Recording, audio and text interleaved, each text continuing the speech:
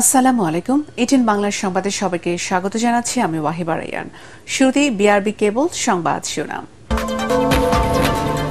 নয়াদিল্লির পথে প্রধানমন্ত্রী শেখ হাসিনা, নরেন্দ্র মোদীর সাথে দ্বিপাক্ষিক বৈঠককাল, গুরুত্ব পাবে আঞ্চলিক ও ভূ রাজনৈতিক ইস্যু।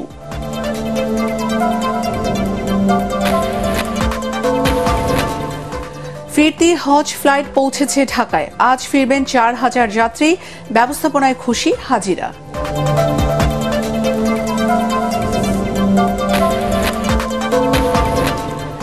রাজধানীতে কাঁচা মরিচের কেজি ৪০০ টাকা, সরবরাহ কম থাকায় সব সবজির দামই বাড়তি।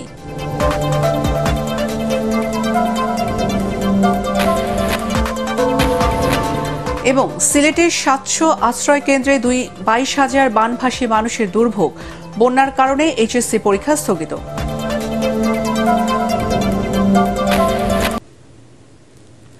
শুনছিলেন বিআরবি কেবল সংবাদ শিরোনাম। এখন বিস্তারিত সংবাদ। ২ দিনের রাষ্ট্রীয় সফরে আজ নয়াদিল্লি যাচ্ছেন প্রধানমন্ত্রী শেখ হাসিনা।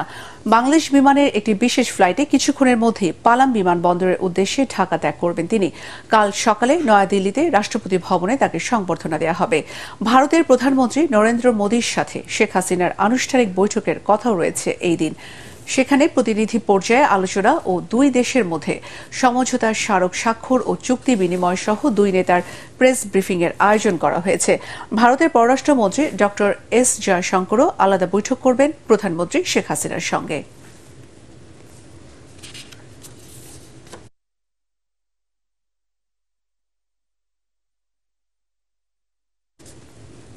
শেখ হাসিনা ও নরেন্দ্র মোদীর বৈঠকে দ্বিপাক্ষিক বিষয়ের চেয়ে বেশি গুরুত্ব পেতে পারে আঞ্চলিক ও ভূ রাজনৈতিক ইস্যু, এমন অভিমত জানিয়ে কূটনৈতিক বিশ্লেষকরা বলছেন, নতুন মেয়াদে দায়িত্ব নিয়ে দুই দেশের সম্পর্ককে ভিন্ন মাত্রা দিতে পারেন দুই শীর্ষ নেতা।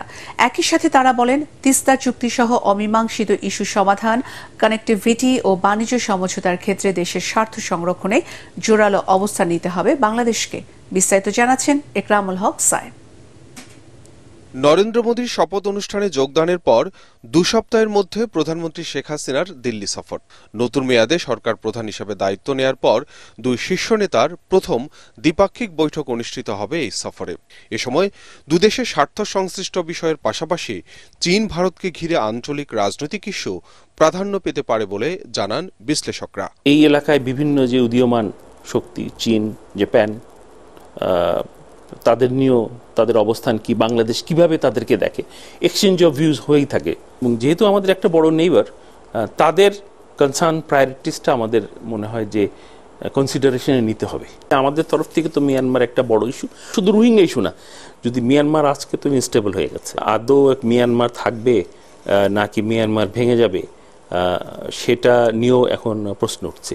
ফলে এটা ভারতের জন্য যেরকম ইম্পর্টেন্ট, বাংলাদেশের জন্য আরও ইম্পর্টেন্ট। চীন ভারত বাইনারি রিলেশনশিপ, যেটাকে দ্বিপাক্ষিকতার আলোকেই দক্ষিণ এশিয়া অঞ্চলটাকে দেখবার একটা প্রবণতা কিন্তু তাদের বাড়ছে। শ্রীলঙ্কা বলেন, মালদ্বীপস বলেন, এই সবগুলো দেশে কিন্তু চীনারা বিভিন্ন উন্নয়নমূলক কর্মকাণ্ডে তারা অংশগ্রহণ করছে এবং সেই ক্ষেত্রে ভারতের জন্য এটা একটা চিন্তার কারণ।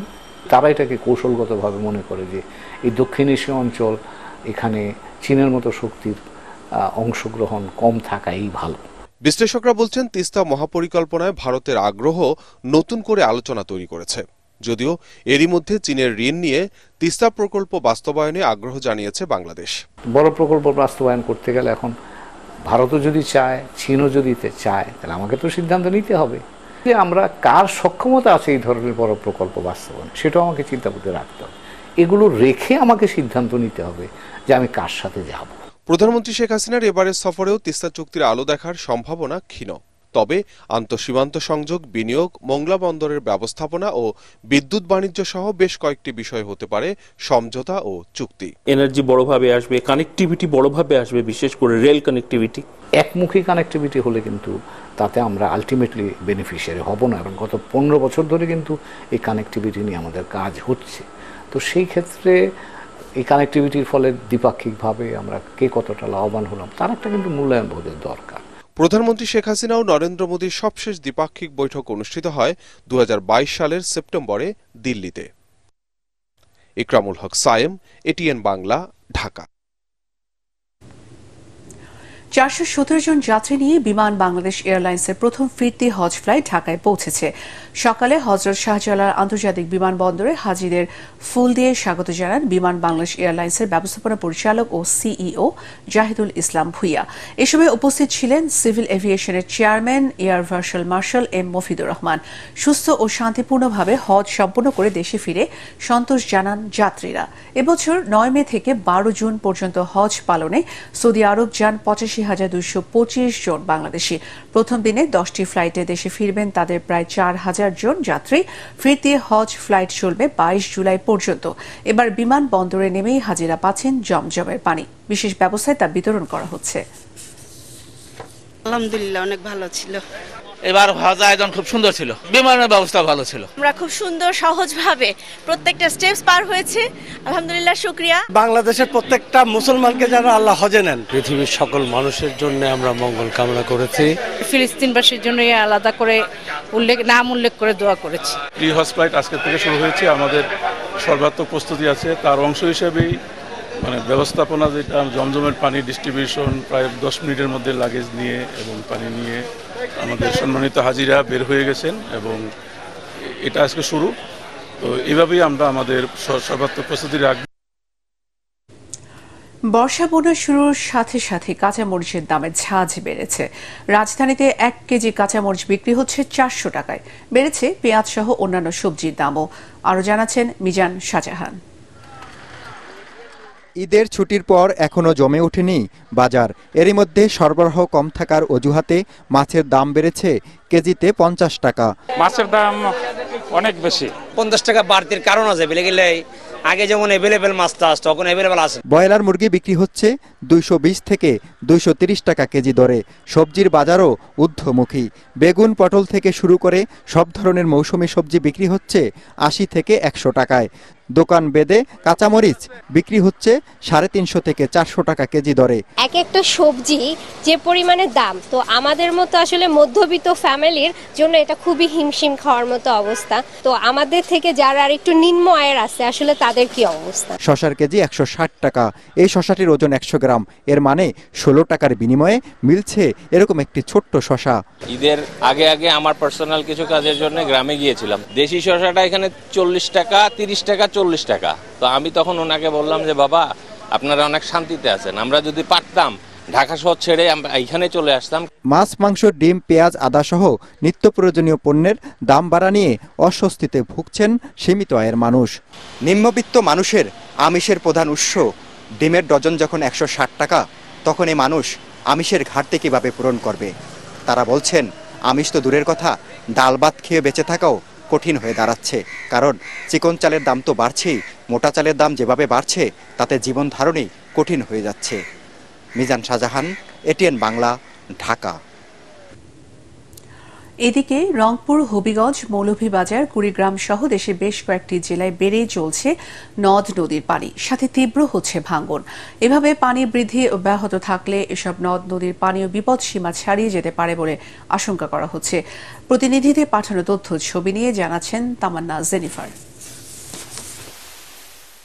ভারী বর্ষণ সহ উজান থেকে নেমে আসা ঢলে রংপুর অঞ্চলের প্রধান নদ নদীর পানি বৃদ্ধি অব্যাহত রয়েছে। এরই মধ্যে ডালিয়া ও কাউনিয়া পয়েন্টে তিস্তা নদীর পানি বিপদসীমা অতিক্রম করছে। পরিস্থিতি স্বাভাবিক রাখতে ব্যারেজের 44টি গেট খুলে দেওয়া হয়েছে বলে জানায় রংপুর পানি উন্নয়ন বোর্ড। প্রতিরোধমূলক ব্যবস্থা না নেয় ভাঙন কবলিত পরিবারগুলোর অনেকেই সরিয়ে নিচ্ছেন বসতি। দুর্ভোগে দিন যাপন করছে অনেক দরিদ্র পরিবার। মৌলভীবাজারে টানা বর্ষণ ও উজানের পাহাড়ি ঢলে প্লাবিত হয়েছে জেলার 7টি উপজেলার 50টি ইউনিয়নের প্রায় 400 গ্রাম। নদী ভাঙন আর জলাবদ্ধতায় কৃষিজমির ব্যাপক ক্ষতিসহ জনদুর্ভোগে স্থানীয়রা। দিন ও রাতে থেমে থেমে বৃষ্টি অব্যাহত থাকায় প্রতিদিন প্লাবিত হচ্ছে নতুন নতুন এলাকা। তারা বাঁধ দিতে পারতো, এই বাঁধ না দেওয়ার কারণে এখন কত মানুষ বিভ্রান্তি হচ্ছে। খাবার খাদ্য বিনিময়ে আমরা কোনো কিছু পাই নাই সরকার থেকে কিংবা কোন কমিটির থেকে। স্কুল, কলেজ, মাদ্রাসা, ফসলি জমিন অনেক কিছু নষ্ট হয়ে গেছে। আমরা আজকে 3-4 দিন ধরে কোনো খাদ্য ভিন্ন কিছু পাইছি না, কিন্তু টিএনও স্যারে আমরা 4 কেজি চাল দিছেন। হবিগঞ্জে খোয়াই নদীর সদর উপজেলার 3টি স্থানে বাঁধ ভেঙে তলিয়ে গেছে এলাকা। এতে ৩টি উপজেলায় প্রায় ২৫টি গ্রাম হয়ে পড়েছে পানিবন্দী।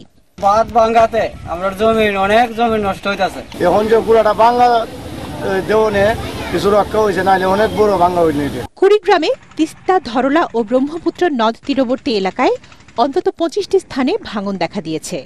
পানি বাড়ার কারণে নদ নদীর অববাহিকায় নিম্নাঞ্চল ও চরাঞ্চলের প্রায় ১৫,০০০-এরও বেশি পরিবার পানিবন্দী। ভেঙে পড়েছে যোগাযোগ ব্যবস্থা, তলিয়ে গেছে সড়ক, সবজি ক্ষেত। এদিকে গত ২ দিন যাবৎ বৃষ্টিপাত ও পাহাড়ি ঢল না থাকায় নেত্রকোনায় নদ নদীর পানি হ্রাস পেতে শুরু করেছে। ফলে নতুন করে কোনো গ্রাম বা লোকালয় প্লাবিত হয়নি বলে জানিয়েছেন উপজেলা নির্বাহী কর্মকর্তা।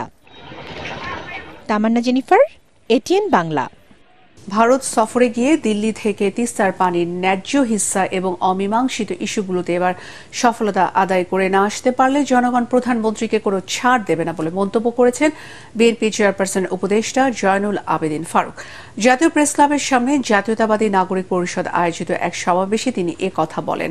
বর্তমান সরকারকে অগণতান্ত্রিক আখ্যা দিয়ে তিনি আরও বলেন, বাংলাদেশের উপর দিয়ে ভারতের রেল লাইন নির্মাণের প্রস্তাব মেনে নেওয়ার সঠিক সিদ্ধান্ত হবে না।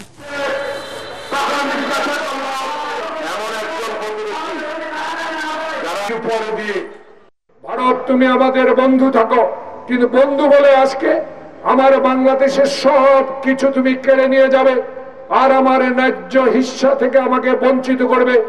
বাংলাদেশের জনগণ গরিব হতে পারি, কিন্তু আমাদের আত্মমর্যাদা অনেক বড়। দামি নির্বাচন দিয়ে সেই সরকারের প্রধান আজকে আবার দিল্লি যাবেন, কি নিয়ে আসবে। এখন আল রাফা ইসলামী ব্যাংক অর্থ সংবাদ।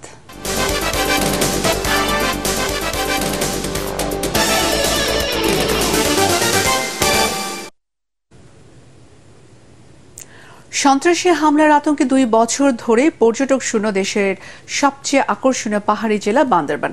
এবার ঈদের ছুটিতেও ফাঁকা সেখানকার প্রসিদ্ধ সব রিসোর্ট, হোটেল ও মোটেল। রেস্টুরেন্টগুলো বন্ধ হতে চলেছে। টানা লোকসানের পথে বসেছে এ খাতের কয়েকশো ব্যবসায়ী, বেকার 15,000-এরও বেশি কর্মী। বান্দরবান প্রতিনিধি মিনারুল হকের পাঠানো রিপোর্ট জানাচ্ছেন কেরামতুল্লাহ বিপ্লব। পাহাড়ের আলাদা বৈশিষ্ট্য আর সৌন্দর্যের জন্য দেশে পর্যটকদের সবচেয়ে পছন্দের ছিল বান্দরবান। বলা হতো কক্সবাজারের পরে এই জেলাতেই সবচেয়ে বেশি মানুষ ঘুরতে যেতেন প্রতি বছর। পর্যটন ব্যবসাকে কেন্দ্র করে সেখানে গড়ে তোলা হয়েছে 500-রও বেশি হোটেল, মোটেল, রিসোর্ট ও রেস্তোরাঁ। বিনিয়োগ হয়েছে কয়েকশো কোটি টাকা। এসবের কর্মী, ট্যুর অপারেটর, গাইড, যানবাহন চালক সহ বান্দরবানের পর্যটনে কাজ করে জীবিকা চালাতেন 15,000-এরও বেশি মানুষ। এখন তার প্রায় সবই অচল।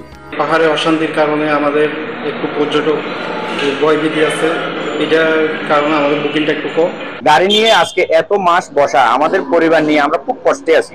2 বছর আগে গজিয়ে ওঠা সশস্ত্র সংগঠন কুকিচিন ন্যাশনাল ফ্রন্ট KNF-এর সন্ত্রাসী তৎপরতা শুরু হওয়ার পর থেকেই সরকারি ঘোষণা দিয়ে বন্ধ করা হয়েছে বান্দরবানের বিভিন্ন পর্যটন স্পট। পরে খোলার ঘোষণা দিলেও ভয় আর আতঙ্কে ওদিকে যান না পর্যটকরা। সন্ত্রাসী তৎপরতার কারণে বান্দরবানের 3 উপজেলা রোমা, বোয়াংছড়ি ও থানচিতে পর্যটকদের ভ্রমণে বিধিনিষেধ এখনও বহাল আছে। তাই ঈদের লম্বা ছুটিতেও কোনো পর্যটক নেই সেখানকার হোটেল মোটেলে। নিরাপত্তার আশ্বাস দিয়েও পর্যটকদের সেখানে আকৃষ্ট করা যাচ্ছে না। আতঙ্কিত হওয়ার কিছু নেই। পর্যটকদের আমি অনুরোধ করব বান্দরবানে আসুন, পর্যটনের যে পর্যটন স্পটগুলো আছে সেগুলো ভিজিট করুন। যেখানে অভিযানগুলো চলছে সেই পথগুলো একটু এড়িয়ে চলবেন, তাহলেই হবে। জেলা প্রশাসনের কর্মকর্তারা বলছেন, সন্ত্রাসপ্রবণ এলাকাগুলো ছাড়া সেখানকার 70-টিরও বেশি পর্যটন কেন্দ্র খোলা ও নিরাপদ রয়েছে। পর্যটকরা চাইলেই এসবে ঘুরতে যেতে পারেন। Bureau report, ATN Bangla. এখন টি-20 বিশ্বকাপের খবর।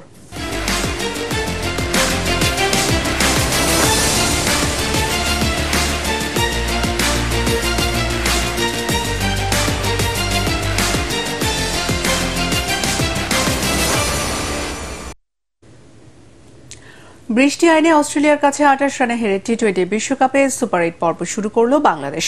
ওয়েস্ট ইন্ডিজের অ্যান্টিগায় প্রথমে ব্যাট করে 8 উইকেটে 140 রান তোলে টাইগাররা। জবাবে অস্ট্রেলিয়া 2 উইকেটে 100 রান তোলার পর বৃষ্টিতে আর খেলাই মাঠে গড়ায়নি। পরে বৃষ্টি আইনে অজিদের জয় ঘোষণা করা হয়। ম্যাচ সেরা হ্যাটট্রিক ম্যান প্যাট কামিন্স। পরাগ আরমানের রিপোর্ট। প্যাট কামিন্সের হ্যাটট্রিকে অস্ট্রেলিয়াকে চ্যালেঞ্জ জানানো গেল না। পরে অজি ব্যাটারদের সঙ্গে বৃষ্টি যোগ দিয়ে ম্যাচটি শেষ করে দেয়। তাতে টি-20 বিশ্বকাপে সুপার 8-এ নিজেদের প্রথম ম্যাচে বৃষ্টি আইনে অজিদের কাছে হার বাংলাদেশের। বৃষ্টির আনাগোনা দেখে 141 রানের টার্গেটে নেমে দ্রুত গতিতে রান তুলতে থাকেন অস্ট্রেলিয়ার দুই ওপেনার ডেভিড ওয়ার্নার ও ট্রাভিস হেড। পাওয়ার প্লেতেই দলের স্কোরে যোগ 59 রান। এরপর বৃষ্টির হানায় খেলা থেমে যায়। 15 মিনিট পর শুরু হলে 31 রান করা ট্রাভিস হেডের উইকেট তুলে নেন রিশাদ হোসেন। অধিনায়ক মিচেল মার্শকে নিজের দ্বিতীয় শিকারে পরিণত করেন রিশাদ। এরই মধ্যে ওয়ার্নার 50 তুলে নেন। 11 ওভার 2 বলে 2 উইকেটে 100 রান তোলার পর বৃষ্টিতে আর খেলা শুরুই হতে পারেনি। ডাকওয়ার্থ লুইস মেথডে 28 রানে জয় ঘোষণা করা হয় অজিদের।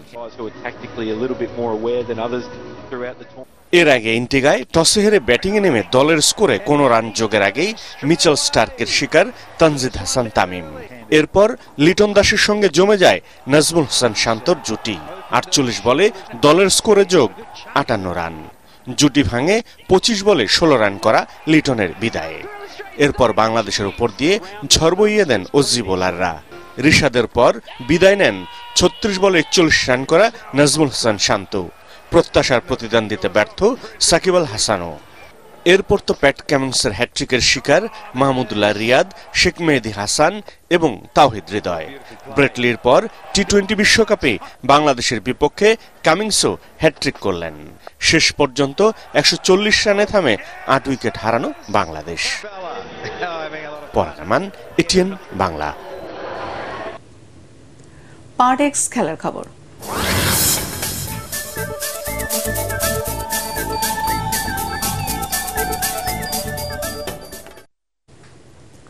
কানাডাকে 2-0 গোলে হারিয়ে কোপা আমেরিকা কাপ ফুটবলের শুভ সূচনা করেছে আর্জেন্টিনা। তবে কোপা আমেরিকার উদ্বোধনী ম্যাচ জয় দিয়ে শুরু করলেও গোল পাননি আর্জেন্টিনার অধিনায়ক লিওনেল মেসি।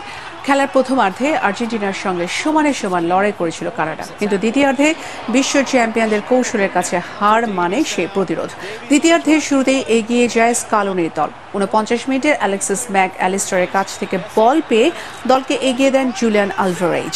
এরপর গোল প্রতিশোধের চেষ্টা করেও সফল হয়নি কানাডা। আর্জেন্টিনাও ব্যবধান বাড়ানোর সহজ সুযোগগুলো কাজে লাগাতে পারেনি। আর্জেন্টিনার গোল মিসের দিনে অবশেষে খেলার 88 মিনিটে ব্যবধান দ্বিগুণ করেন লাউতারো মার্টিনেজ। শেষ করার আগে বিআরবি কেবল সংবাদ শিরোনাম আরো একবার। নয়াদিল্লির পথে প্রধানমন্ত্রী শেখ হাসিনা, নরেন্দ্র মোদীর সাথে দ্বিপাক্ষিক বৈঠক কাল। গুরুত্ব পাবে আঞ্চলিক ও ভূ রাজনৈতিক ইস্যু।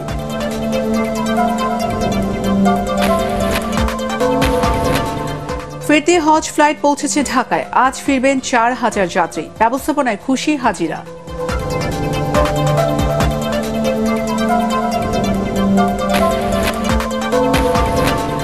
রাজধানীতে কাঁচা মরিচের কেজি 400 টাকা। সরবরাহ কম থাকায় সব সবজিরই দাম বাড়তি।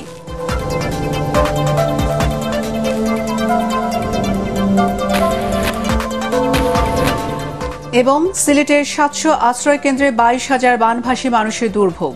বন্যার কারণে এইচএসসি পরীক্ষা স্থগিত।